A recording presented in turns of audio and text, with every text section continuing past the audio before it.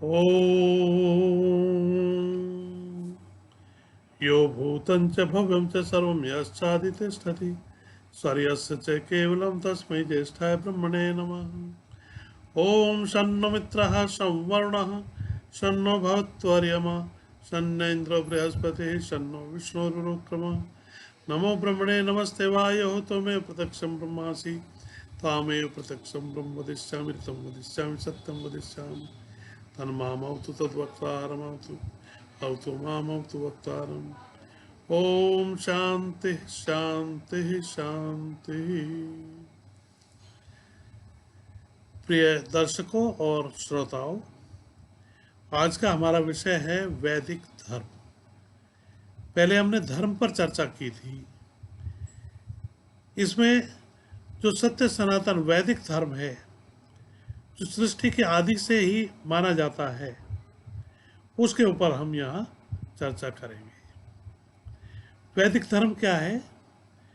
जो हमारे मूल सबसे पहले ग्रंथ के रूप में जिनको मान्यता दी है वो है वेद। उन वेद में निहित ज्ञान हमारे जीवन के लिए आधार है। और वेद ज्ञान के ऊपर आधारित जो धर्म है वो वैदिक धर्म कहलाता है। जो वैदिक सिद्धांतों पर चलने के लिए हम उस वेद की शिक्षा का, वेद के ज्ञान का उपयोग जीवन में करते हैं, तो वही वैदिक धर्म है। और वेद क्योंकि शाश्वत कहे गए हैं, परमात्मा के द्वारा अग्नि, वायु, आदित्य और अंगिरा ऋषि को सृष्टि के आदि में ये वेद का ज्ञान परमात्मा द्वारा समाधि की स्थिति में उन ऋषियों को दिया गया था। और श्रुत परंपरा से ये अब तक हमारे बीच चला आया। उसी आधार पर जो जो सिद्धांत ऋषियों ने वेद के बताए हैं, उन्हीं के ऊपर आधारित ये वैदिक धर्म है। एका वेदो अखिलो धर्म मूलम स्मृतिशीले तद्विदाम आचार्यश्चैव साधुनाम आत्मनस्तुष्टिरेव च। मनु महाराज कहते हैं कि जो वेद हैं, 4 वेद हैं, ऋग्वेद, यजुर्वेद, सामवेद, अथर्ववेद। और वेद के आधार पर जो स्मृति शास्त्र हैं, मनु महाराज की स्मृति वो मुख्य है उसमें। और उन स्मृति ग्रंथों में दिए गए सद्गुण वो हैं जो सज्जन लोक में आचरण करते हैं। उस वैदिक मान्यताओं के आधार पर उन सबका जो आचरण है वो भी, और जो हमने अब तक आत्मज्ञान प्राप्त किया है अपने आत्म तत्व की संतुष्टि हेतु, जो ज्ञान हमने अब तक प्राप्त किया है वो सब वेद पर आधारित है। इसलिए उसको वेदानुकूल धर्म कहते हैं। वही वैदिक सिद्धांत है और वही वैदिक मान्यताएं हैं, और उन्हीं को हम मुख्य रूप से वैदिक धर्म के रूप में कहते हैं। वैदिक धर्म के मूल सिद्धांत में हम अगर वर्णन करें तो सबसे पहले त्रैतवाद की बात आती है। ईश्वर, जीव और प्रकृति, इन 3 तत्वों को मानते हैं। ईश्वर क्या है? महर्षि पतंजलि कहते हैं क्लेश कर्म विपाक आशय अपरामृष्ट है पुरुष विशेष है ईश्वर। ये विशेष पुरुष है, पुरुष नहीं है, विशेष पुरुष है। क्योंकि पुरुष जो है वो क्लेश कर्म विपाक और आशय से प्रभावित रहता है, लेकिन ये पुरुष विशेष ऐसा है जो क्लेश कर्म विपाक और आशय से सर्वथा अछूता रहता है, अप्रभावित रहता है। क्लेश अविद्या, अस्मिता, राग, द्वेष और अभिनिवेश है। कर्म शुक्ल कृष्ण, शुक्ल कृष्ण और अशुक्ल कृष्ण, 4 प्रकार के कहे गए। विपाक है कर्म का फल और आशय है उसके संस्कार। तो अविद्या आदि क्लेशों के कारण इस जगत में रहता हुआ जीव जो पुरुष है वो इसके बंधन में बंधता है, लेकिन ईश्वर इसके बंधन से सर्वथा मुक्त रहता है। कर्म से भी पुरुष कर्म के बंधन में बंधता है, जैसा कर्म करता है उसका फल भोग करता है, उसके संस्कार बनते हैं। तो कर्म, कर्म का विपाक और कर्माशय, ये तीनों भी पुरुष के बनते हैं, लेकिन वो ईश्वर कर्म से भी सर्वथा रहित है, कर्म नहीं करता, न उसका फल भोगता है। इससे आगे महर्षि पतंजलि कहते हैं, तत्र निरतिशयम सर्वज्ञ बीजम। सर्वज्ञता का जो बीज है वो अतिशय है, इससे अधिक और सर्वज्ञता कहीं नहीं हो सकती जो ईश्वर में सर्वज्ञता है।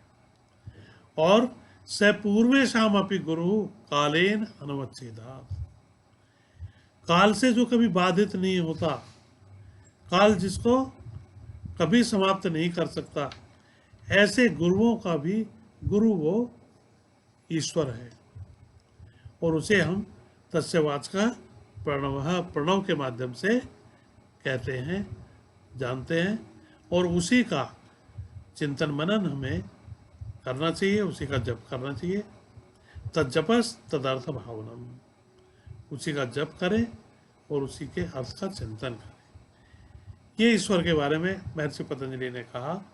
इसी को आगे स्पष्ट करते हुए महर्षि दयानंद कहते हैं, ईश्वर सच्चिदानंद स्वरूप, निराकार, सर्वशक्तिमान, न्यायकारी, दयालु, अजन्मा, अनंत, निर्विकार, अनादि, अनुपम, सर्वाधार, सर्वेश्वर, सर्वव्यापक, सर्वांतर्यामी, अजर, अमर, अभय, नित्य, पवित्र एवं सृष्टि करता है।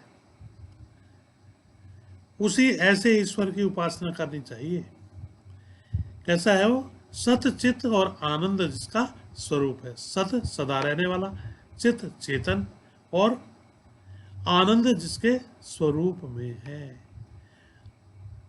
आनंद इसलिए कहा है कि उसमें दुख का लेश मात्र भी नहीं है।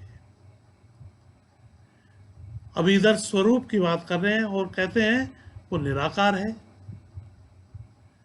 सच्चिदानंद स्वरूप तो है, लेकिन स्वरूप होते हुए भी निराकार है, और निराकार होते हुए भी सर्वशक्तिमान है। उससे बड़ा कोई और शक्तिशाली नहीं। और जब शक्तिशाली हो जाता है व्यक्ति तो वो न्याय से परे हो जाता है। लेकिन ये ईश्वर है, सर्वशक्तिमान होते हुए भी न्यायकारी है, और न्यायकारी दयालु नहीं होता, लेकिन न्यायकारी होते हुए भी ये ईश्वर दयालु है।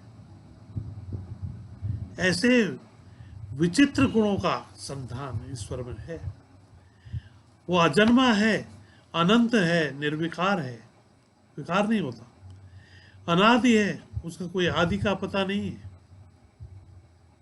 और अनुपम है, उसके बराबर कोई नहीं है, सर्वाधार है, सबका आधार भी वही है, सब कुछ उसी पर टिका हुआ है, सर्वेश्वर है, सबका स्वामी है, सर्वव्यापक है, प्रत्येक जगह सृष्टि के कण कण में वो ईश्वर ही व्याप्त है, सर्वांतर्यामी है, सबके अंतस्थल में भी वही विद्यमान है, अजर है, कभी बूढ़ा नहीं होता, अमर है, कभी मरता नहीं है, अभय है, जो कभी डरता नहीं है, नित्य है, सदा रहने वाला है, पवित्र है, शुद्ध है, और सृष्टि की रचना करने वाला है। ये ईश्वर का स्वरूप बताया गया है। इसके बाद जीव, जीव दूसरा तत्व है जो परमात्मा की तरह से सत्य भी है, सदा रहने वाला है, और चेतन भी है, लेकिन आनंद रूप नहीं है। वो उस आनंद की तलाश इस संसार में आकर के करता रहता है जो परमात्मा के सानिध्य में, ईश्वर के सानिध्य में उसने अनुभव की थी। इसलिए वो परमात्मा के निकट जाने का प्रयास करता रहता है। उसको अल्पज्य कहा है। वो सर्वज्ञ था, ये अल्पज्य है। वो कर्म नहीं करता, ये कर्म करने में स्वतंत्र है। एक शरीर को छोड़कर दूसरे शरीर को धारण करता है।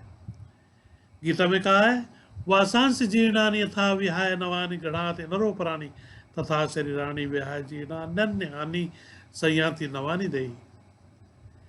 जैसे व्यक्ति पुराने वस्त्रों को उतार कर नए वस्त्र धारण कर लेता है, उसी प्रकार से जीव आत्मा भी पुराने शरीर को छोड़ करके नया शरीर धारण कर लेता है। जागृत, स्वप्न, सुसुप्ति और तुरीय अवस्था वो भी जीव की है, और जीव का अंतिम लक्ष्य मोक्ष है। और इस संसार में भोग और मोक्ष इन दोनों की प्राप्ति के लिए वो प्रयासरत रहता है।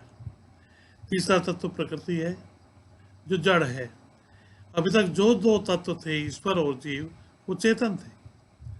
ये प्रकृति जड़ है। सत्व रजस तमसाभ्याम साम्यावस्था प्रकृति कहा है। सत्व रजस और तमस इन तीनों गुणों की साम्यावस्था प्रकृति। प्रकृति जड़ है, परिणामी है, त्रिगुणात्मक है। जब प्रकृति और पुरुष की सन्निधि होती है तो प्रकृति में विक्षोभ होता है, और विक्षोभ होकर के इसकी साम्यावस्था भंग हो जाती है। साम्यावस्था भंग होने से इसमें जो प्रथम विकार उत्पन्न होता है वो सत्व है, वो बुद्धि है, और उससे अहंकार, अहंकार से ज्ञानेंद्रियां, कर्मेंद्रियां, मन और पांच सूक्ष्म भूत, शब्द स्पर्श रूप रस गंध, और उन पांच शब्द स्पर्श आदि से पांच तत्व महाभूत, आकाश, वायु, अग्नि, जल और पृथ्वी, और उनसे फिर संपूर्ण सृष्टि का निर्माण होता है। प्रकृति और पुरुष के सानिध्य से ये क्रियाकलाप हुआ, और इसी में ये संसार सृष्टि हुई, और इसमें इन तीन गुणों के कारण परिणाम होते रहते हैं उस प्रकृति में, और ये सृष्टि चलती रहती है।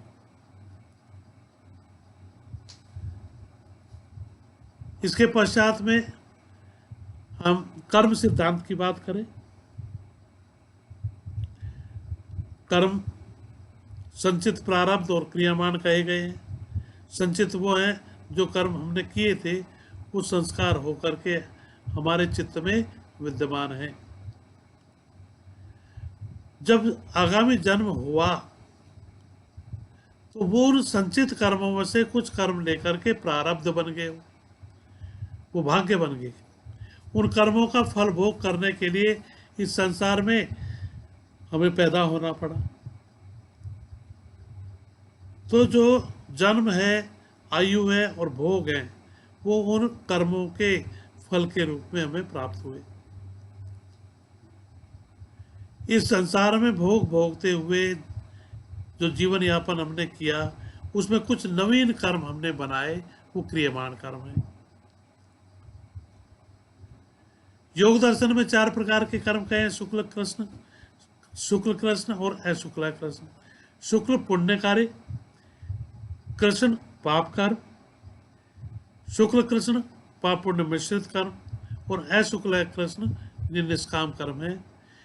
शुक्ल कर्म के फल के रूप में हमें सुख, कृष्ण कर्म के फल के रूप में दुख, और शुक्ल कृष्ण मिश्रित कर्म के फल के रूप में सुख और दुख प्राप्त होते हैं। अशुक्ल है कृष्ण निष्काम कर्म है, इनका फल भोग नहीं होता।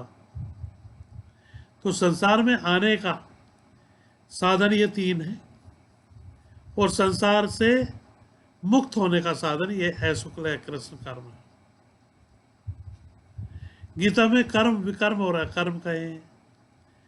कर्म जो विधेय कर्म है, जिन्हें करते हैं हम, करना चाहिए। विकर्म जिनको नहीं करना चाहिए। और अकर्म ये निष्काम कर्म है।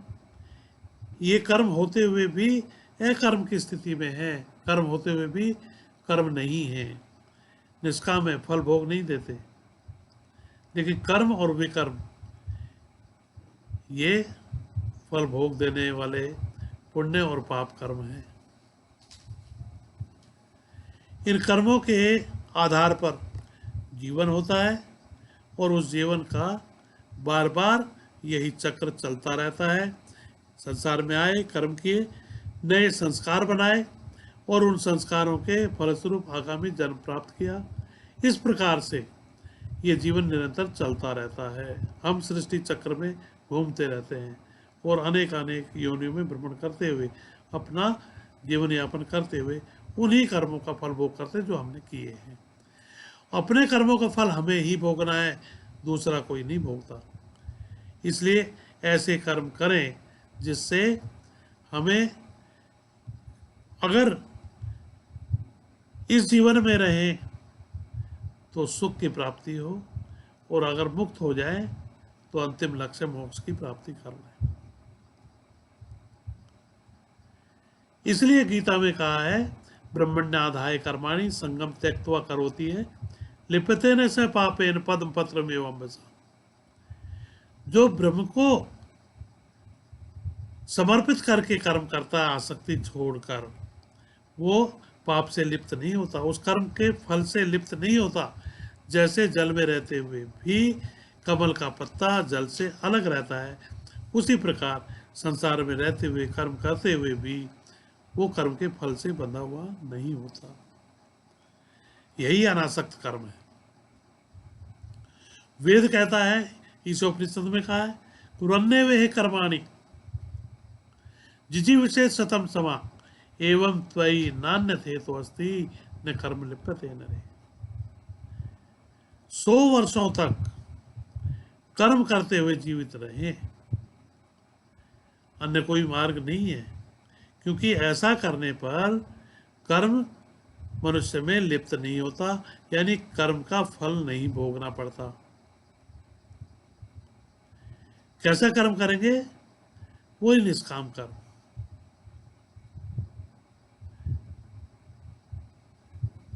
आगे पुनर्जन्म और मोक्ष।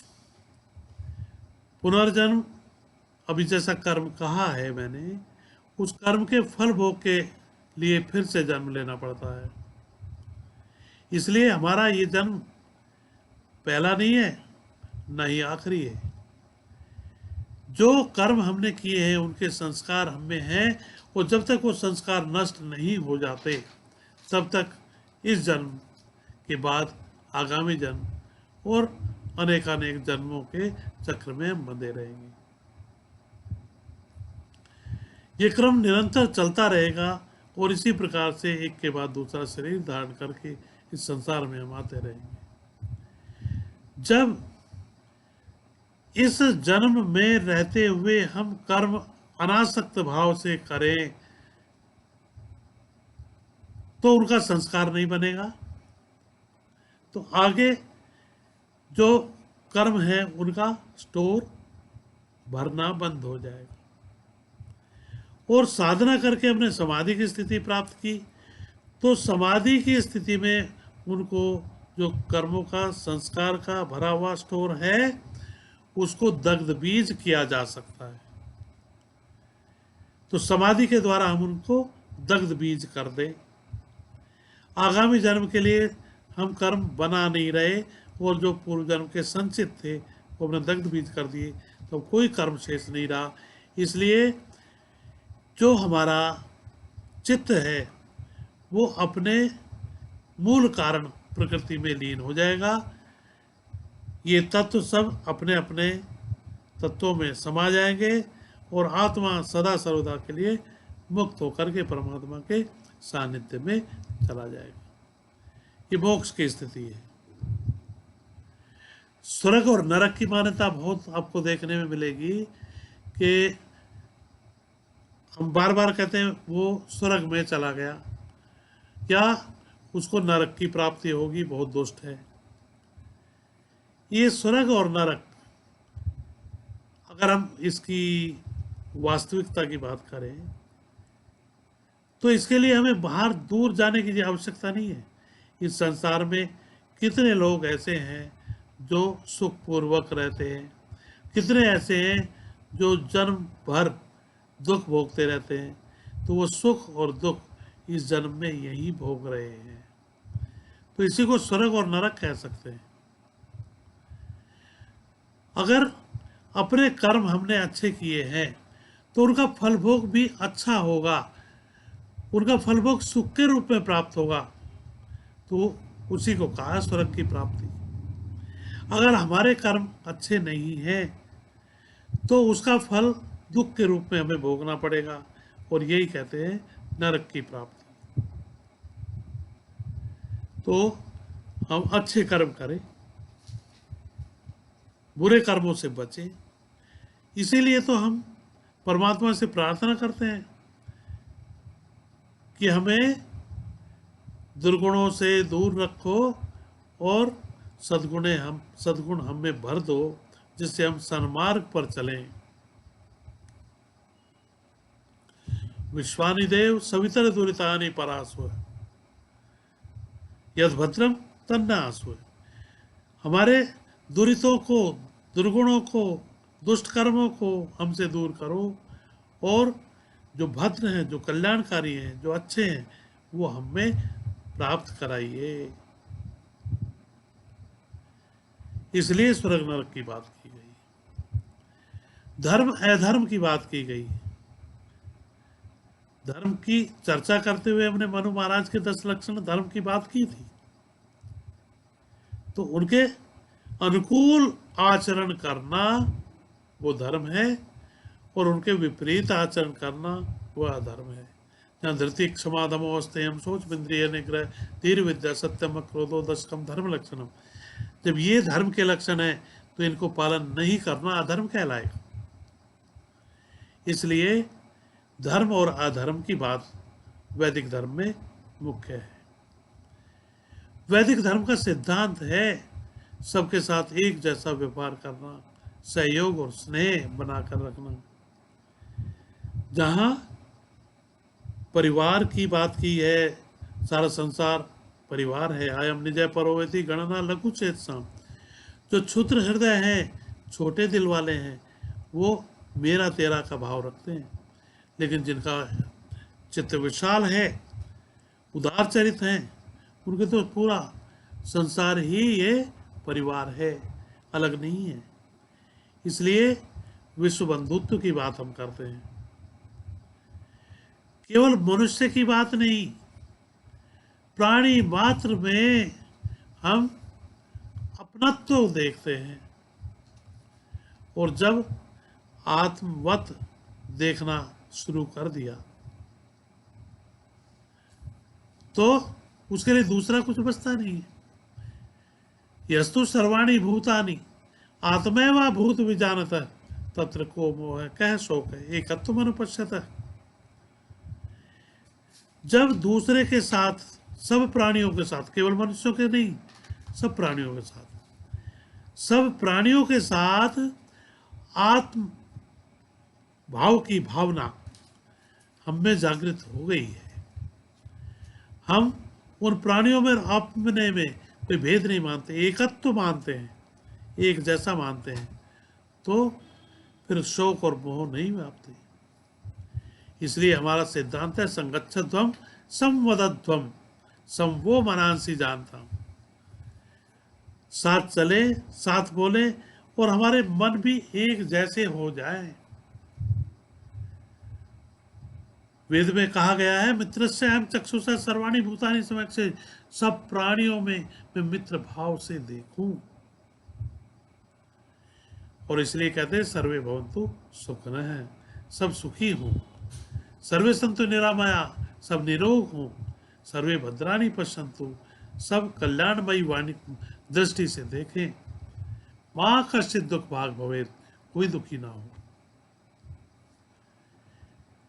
हमारा आचरण अच्छा होगा तो सारे कर्म अच्छे ही होंगे और हम सुख की प्राप्ति करेंगे।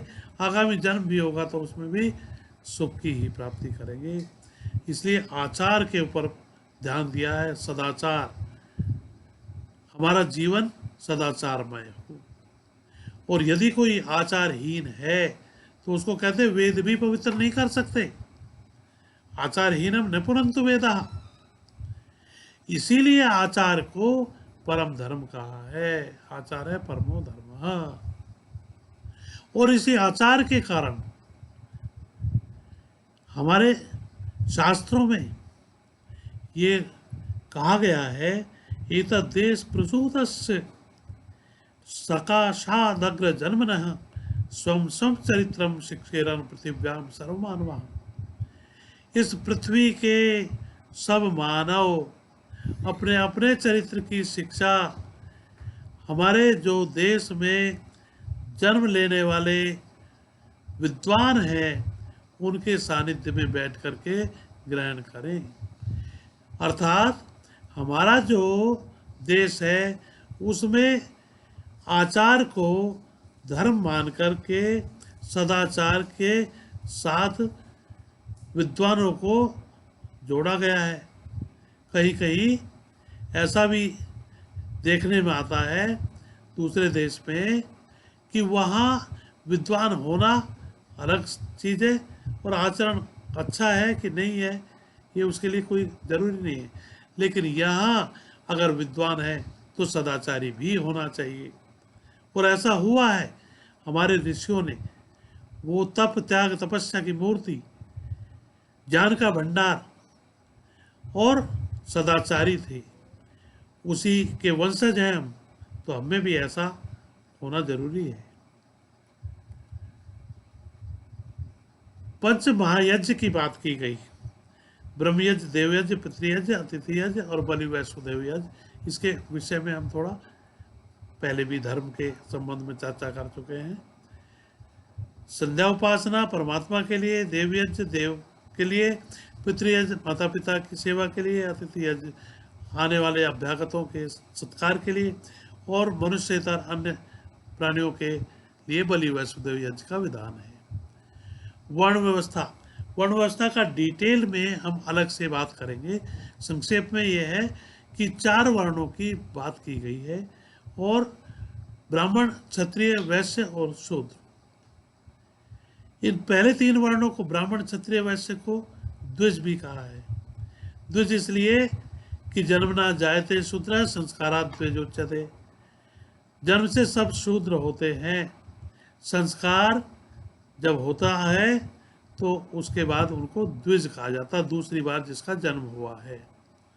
पहली बार तो सब शूद्र के रूप में जन्म हुए, लेकिन बाद में ज्ञान प्राप्ति के लिए इनका संस्कार हुआ और ये द्विज कहलाए। तो ये जो ब्राह्मण, क्षत्रिय, वैश्य और शूद्र हैं, ये आज की स्थिति में जाति बन गए हैं। ये वर्ण व्यवस्था थी काम के अनुसार, गुण कर्म के अनुसार। जब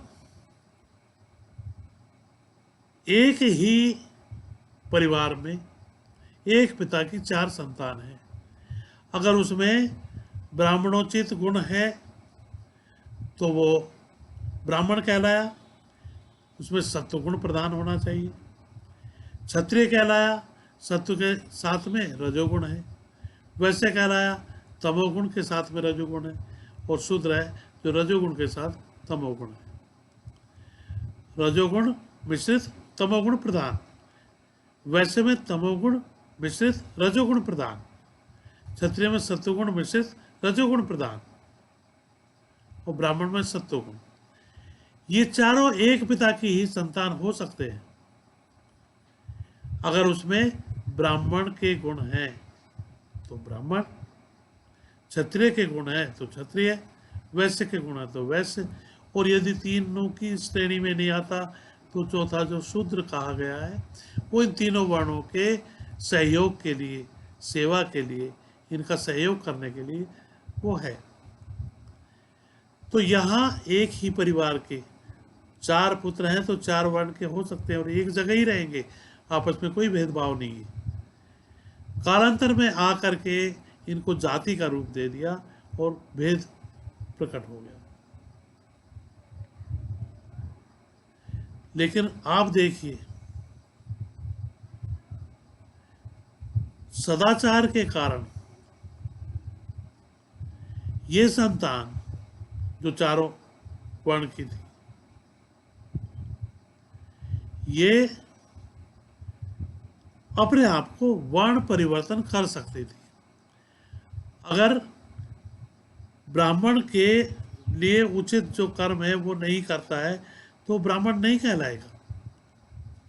जैसा उसका कर्म है उसके अनुसार उसको नाम दिया जाएगा। कायर है तो क्षत्रिय नहीं कहलाएगा। क्षत्रियोचित गुण नहीं है तो फिर वो क्षत्रिय नहीं रहा। इसी प्रकार सब उनमें है।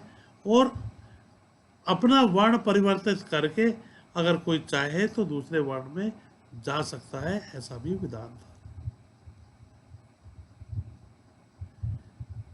वेद में ये कहा है, मनुस्मृति कहती है कि यदि शूद्र या स्त्री श्रेष्ठ कार्य करे तो उनसे सीख कर उनके अनुकूल आचरण करना श्रेयस्कर है। ऐसा नहीं है कि शूद्र को अलग माना है, शूद्र भी उस परिवार का ही अंग है। इसलिए ये भेदभाव की स्थिति बाद में आई है, इसके बारे में बाद में चर्चा करेंगे। आश्रम व्यवस्था भी कही गई है। ब्रह्मचर्य 25 वर्ष तक, गृहस्थ 50 वर्ष तक, और 50 वर्ष के बाद 75 वर्ष तक की आयु वानप्रस्थ के लिए और उसके बाद की आयु सन्यास के लिए कही गई है। इसका अर्थ यह है कि 25 वर्ष तक जो ब्रह्मचर्य का काल है वो अध्ययन का है, ज्ञान प्राप्त किया। उसके बाद समावर्तन करके विवाह हुआ और वो गृहस्थ धर्म में, गृहस्थ आश्रम में प्रवेश किया। अब गृहस्थ की जिम्मेदारी इन तीनों आश्रमों के पालन की भी है। ब्रह्मचर्य, वानप्रस्थ और सन्यास को जो भोजन आदि की व्यवस्था है वो उस गृहस्थ के जिम्मे है। इसलिए गृहस्थ को बड़ा आश्रम कहा गया है। और जब पुत्र का पुत्र हो जाए, बाल सफ़ेद हो जाए, लगने लगे, तो 50 वर्ष में पुत्र को सौंप करके, पत्नी को साथ लेकर या पत्नी को पुत्र को सुपुर्द करके वानप्रस्थ लेकर वन में रहने के लिए जाए और उसमें समाज कल्याण के कार्य करे। और 75 वर्ष के पश्चात या गृहस्थ के पश्चात भी सन्यास की दीक्षा ली जा सकती है, जहां वो सब बंधनों से मुक्त होकर के केवल उस परमात्मा के आदेश की प्रतीक्षा करता है। इसलिए कहा है, मरणम नाभिनंदेत जीवितम कालमेव प्रतीक्षेत मृतकम निर्देशम मृतको यथा। जैसे स्वामी की आज्ञा को भृत्य पालने के लिए तत्पर रहता है, उसी प्रकार से मृत्यु के भय से अथवा संसार में आनंद प्राप्त हो रहा है, इसलिए जीवन में समरसता रखे, ना सुख की अनुभूति हो न दुख की अनुभूति हो। अब उसका जीवन जो है केवल काल में प्रतीक्षित, काल की ही प्रतीक्षा में रहे। जैसे भृत्य मालिक की आदेश की प्रतीक्षा करता है कि कब मेरा बुलावा आ जाए और मैं चलने के लिए तत्पर हूँ। ये है मृत्यु का स्वागत करने की स्थिति। जो अभिनिवेश कहा है, मृत्यु का भय है जो सब में होता है, वो उसमें नहीं होता जो तत्ववेत्ता होता है। और सन्यासी तत्ववेत्ता हो जाता है, इसलिए उसको काल का भय नहीं होता, मृत्यु का भय नहीं होता, और मृत्यु आए उसके लिए वो स्वागत में तैयार रहता है। ये है हमारी व्यवस्था। इस आश्रम व्यवस्था के पश्चात में 16 संस्कारों की भी बात करेंगे। भारतीय संस्कृति में, वैदिक धर्म में 16 संस्कारों का विधान कि गर्भाधान भी एक संस्कार है। गर्भाधान के लिए भी पुरुष और स्त्री, पति पत्नी को उसकी तैयारी करनी पड़ती है। फिर पुंसवन होता है दूसरा संस्कार। तीसरा सीमंतोन्नयन, चौथा जात कर्म, अब बच्चा पैदा हुआ और फिर नामकरण हुआ। नामकरण के बाद घर से निकलने का निष्क्रमण, ये भी संस्कार है, ऐसे नहीं। फिर अन्नप्राशन, अन्न जिस दिन उसको अन्न का सेवन कराएंगे, वो भी एक संस्कार है। चूड़ा कर्म, बाल कटाने का एक संस्कार है। कर्णवेद, कान के बेंधने का एक संस्कार है। फिर उपनयन, उपनयन के लिए कहा है ब्राह्मण का 8 से 16 वर्ष, क्षत्रिय का